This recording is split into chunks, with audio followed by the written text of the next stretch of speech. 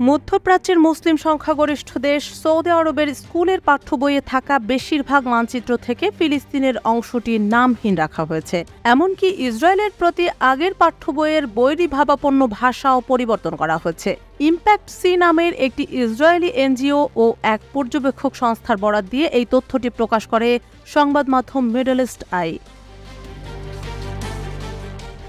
মধ্যপ্রাচ্যে Israel Hamas সংঘাত শুরুর কয়েক সপ্তাহ আগ পর্যন্ত ইসরায়েলের সঙ্গে কূটনৈতিক সম্পর্ক স্বাভাবিক করার বেশ কাছাকাছি ছিল সৌদি আরব। কিন্তু ফিলিস্তিনের গাজা ভূখণ্ডে গত বছর ৭ অক্টোবর বর্বর ইসরায়েলি বাহিনী নির্বিচার হামলা শুরু করে এবং নিরীহ সাধারণ হাজার হাজার মানুষের প্রাণ কেড়ে নেয়। এই আগ্রাসনের জেরে রীতিমতো চটে যায় আরব বিশ্ব। কিছুদিন আগে সৌদি আরব জানিয়ে দেয় যে স্বাধীন ফিলিস্তিন রাষ্ট্র ছাড়া এবং সাধারণ ফিলিস্তিনিদের মুক্তি ছাড়া ইসরায়েলের সঙ্গে সম্পর্কে জড়াবে না দেশটি।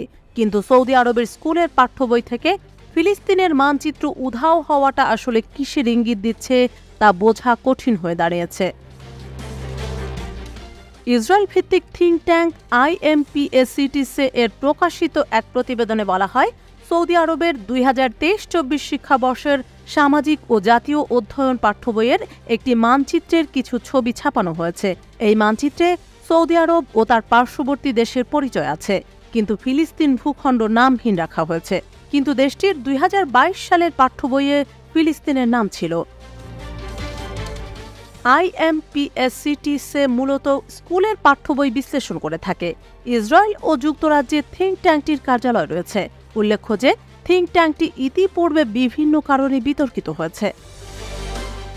IMPACTC বলছে, সৌদি আরবের শিক্ষা প্রতিষ্ঠানের নতুন পাঠ্য বইয়ে আগের শিক্ষাবর্ষের তুলনায় গুরুত্বপূর্ণ পরিবর্তন এসেছে।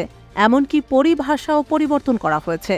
যেসব শব্দ ইসরায়েলের জন্য বৈরীভাবাপন্ন বলে মনে করা হতো, পাঠ্য বই থেকে সেই সব শব্দ মুছে দেওয়া হয়েছে। বিশেষ করে শত্রু ও জায়োনিস্ট শত্রুর মতো পরিভাষাগুলো পাঠ্য বই থেকে মুছে দেওয়া হয়েছে।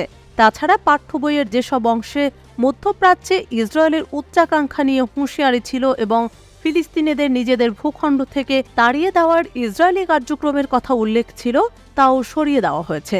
কিন্তু কোন কোন শ্রেণীর সামাজিক ও জাতীয় অধ্যয়ন পাঠ্য বইয়ে সৌদি আরব সংশোধন করেছে তা স্পষ্ট করে দ্য নিউ আরবের প্রতিবেদনে উল্লেখ করা হয়নি। এছাড়া সৌদি আরবের উল্লেখিত পাঠ্য বইয়ে পূর্ব জেরুজালেমকে অধিকৃত এবং ফিলিস্তিনের রাজধানী হিসেবে উল্লেখ করা হয়েছে, অথচ ফিলিস্তিনিরা পুরো জেরুজালেমকেই নিজেদের রাজধানী হিসেবে দেখতে চায়। আবার সৌদির আগের স্কুল পাঠ্য বইয়ে জায়নবাদকে বর্ণবাদী ইউরোপীয় আন্দোলন হিসেবে উল্লেখ করা হলেও বর্তমানে তেমনটি উল্লেখ নেই। এর পাশাপাশি পাঠ্য বইয়ে ইসরায়েল নিয়ে সমালোচনামূলক ভাষাও সংশোধন করা হয়েছে। সব মিলিয়ে আগের শিক্ষাবর্ষের পাঠ্য বইয়ের 21টি ইসরায়েল বিরোধী শব্দ ও পরিভাষা নতুন পাঠ্য বই থেকে মুছে দেওয়া হয়েছে। ধারণা করা হচ্ছে, যুক্তরাষ্ট্রের মধ্যস্থতায় রিয়াদ ও তেল আবিবের মধ্যে সম্পর্ক স্বাভাবিক করার চলমান প্রক্রিয়ার অংশ হিসেবে সৌদির পাঠ্য বইয়ে এসব সংশোধন আনা হয়েছে। গত মাসের শুরুতে যুক্তরাষ্ট্র জানায়, তারা সৌদি আরবের সঙ্গে একটি প্রতিরক্ষা চুক্তির দ্বারপ্রান্তে পৌঁছেছে।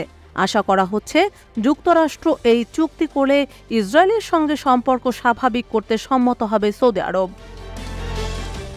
রিয়াদ ইতিপূর্বে বলেছে, ফিলিস্তিন রাষ্ট্রের নিশ্চয়তা না পাওয়া পর্যন্ত তারা ইসরায়েলের সঙ্গে সম্পর্ক স্বাভাবিক করবে না।